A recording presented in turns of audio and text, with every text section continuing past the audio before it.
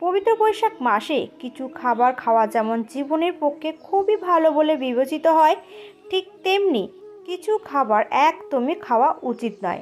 বৈশাখ মাসে ভুলেও এই খাবারগুলি খাবেন না।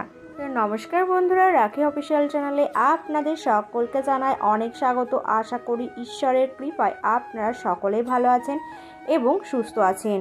আজকের ভিডিওটিতে আমরা জানব বৈশাখ মাসে কি করবেন আর কি করবেন না, এবং বৈশাখ মাসে কোন কোন খাবারগুলি খাওয়া উচিত এবং কোন খাবার একদমই খাওয়া উচিত নয়। বিশেষ করে কোন তিনটি সবজি খাওয়া একেবারেই উচিত নয়। এই মাসে যে নিষিদ্ধ সবজিগুলি খেলে জীবনে নেমে আসতে পারে চরম আর্থিক কষ্ট, পরিবারের সদস্যদের মধ্যে লেগে থাকবে নানান রোগব্যাধি, ঘরে এবং বাইরে অকারণে সৃষ্টি হবে অশান্তি, ব্যবসা বা চাকরির জায়গায় নানা রকমের বাধা বিপত্তি আসতে থাকবে। আপনি বৈশাখ মাসে কোনো ব্রত পালন করুন বা নাই করুন, এই মাসে অবশ্যই শাস্ত্র অনুসারে নিষিদ্ধ খাবারগুলি এড়িয়ে চলবেন। তাহলে আপনার বাড়ি থেকে বাস্তুদোষ দূর হবে এবং সারা বছর মা লক্ষ্মীর কৃপা থাকবে। বন্ধুরা, বৈশাখ মাস ঋতু পরিবর্তিত মাস। বৈশাখ মাসে নানান অসুখ বিসুখ ছড়িয়ে পড়ার আশঙ্কা থাকে। বৈশাখ মাস ধর্মীয়ভাবে অত্যন্তই তাৎপর্যপূর্ণ। এই মাসে বিভিন্ন ধর্ম সম্প্রদায়ের নানান গুরুত্বপূর্ণ আচার অনুষ্ঠান ও উৎসব পালিত হয়। কেউ যদি দীর্ঘদিন রোগে ভোগে বা সংসারে শান্তি না থাকে, তবে বৈশাখ মাসে শিবের ঝরা দেওয়া অনেক উপকারী। অনেকেই সংকল্প করে 1, 7 বা টানা 21 দিন অথবা 1 মাস পর পর শিবের ঝরা দেন। শিব হলেন তপস্বী ও আশুতোষ। তাকে ঠান্ডা রাখতে নিয়মিত জল, দুধ বা গঙ্গা জল নিবেদন করা হয়। ঝরা বা ধারা মানে নির্বিচারে ভক্তি, যেন এক টানা ভালোবাসা শিবের প্রতি প্রভাবিত হয়। বৈশাখ মাস জুড়ে গঙ্গায় বা কোনো পবিত্র নদীতে স্নান করা অত্যন্তই পূর্ণ ফলপ্রদায়ী। বিশেষ করে বৈশাখী পূর্ণিমা, একাদশী ও অক্ষয় তৃতীয়া তিথিতে গঙ্গা স্নান করলে জন্ম জন্মান্তরের পাপ মোচন হয় বলে বিশ্বাস করা হয়।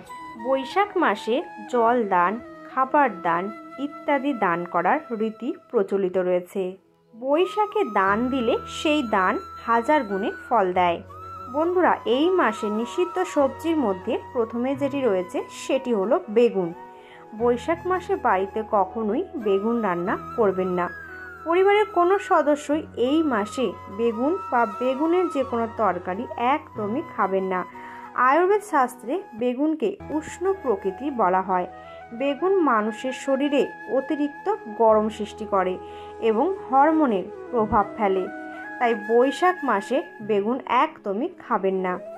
বৈশাখ মাসে প্রতিদিন পেঁপে, শসা, তরমুজ, তালশাঁস, ডাব এবং বেল, লেবু ও ঘোলের শরবত এই সমস্ত জিনিস খাওয়া উচিত।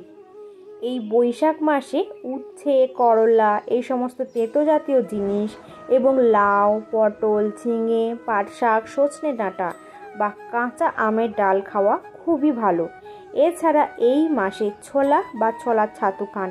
এটা বিশেষ শুভ বলে মনে করা হয় এবং এটি শরীরের জন্য খুবই উপকারী।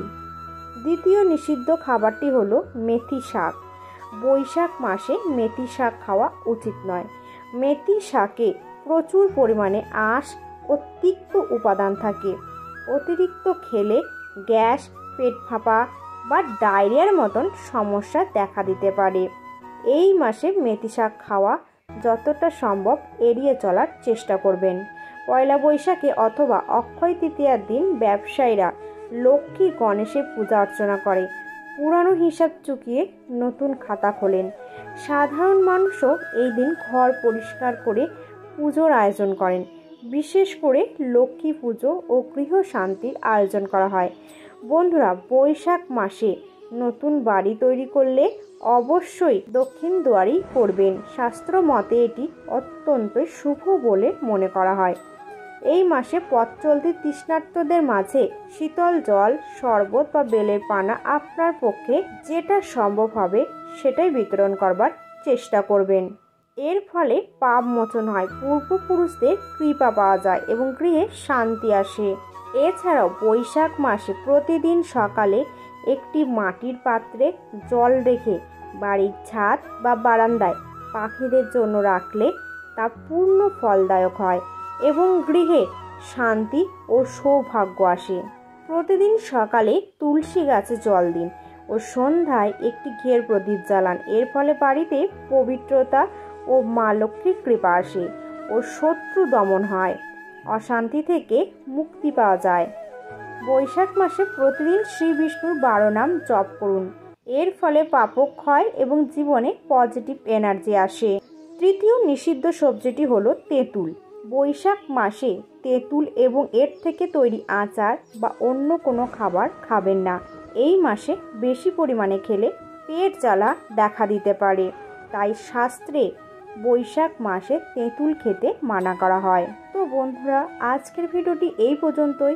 যদি ভালো লাগে তাহলে অবশ্যই একটি লাইক করবেন এবং চ্যানেলটিকে সাবস্ক্রাইব করে নোটিফিকেশন বেল আইকনটি অন করে রাখবেন এরকম আরও নতুন নতুন ভিডিও দেখার জন্য।